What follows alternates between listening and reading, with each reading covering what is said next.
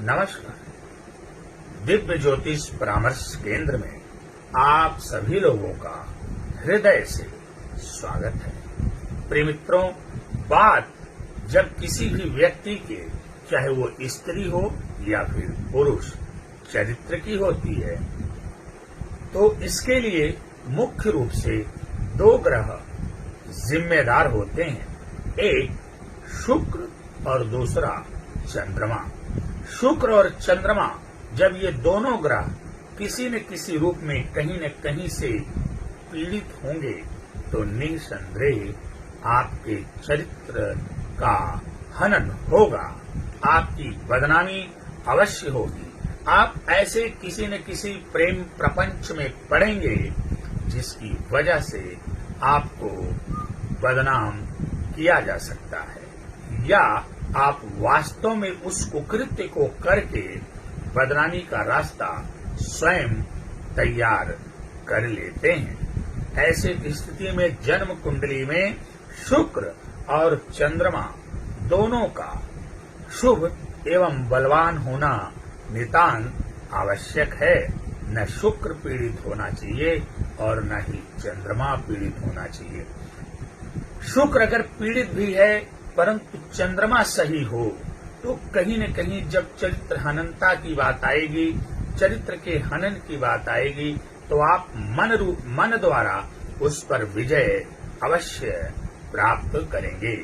परंतु चंद्रमा भी खराब हो जाए, शुक्र भी खराब हो जाए तो निसंदेह आपके चरित्र का हनन होगा और जीवन में आपकी बहुत बड़ी बदनामी होगी।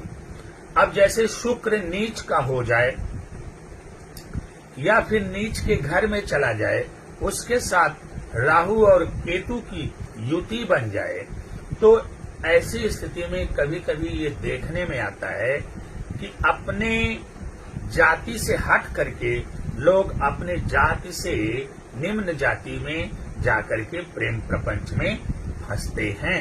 इसके अलावा अपने रैंक से हट करके अपने नीचे वाले के रैंक के प्रेम प्रपंच में फंसते हैं। निसंदेह इसमें कोई दो राय नहीं है। तो यदि आपके जन्म कुंडली में इस प्रकार की स्थिति है तो ये तय मान करके चलिए, आपके जीवन में एक न एक दिन वो दिन अवश्य आएगा जब आपको समाज में बदनाम होना पड़ेगा और आपको लोग हे दृष्टि से देखेंगे।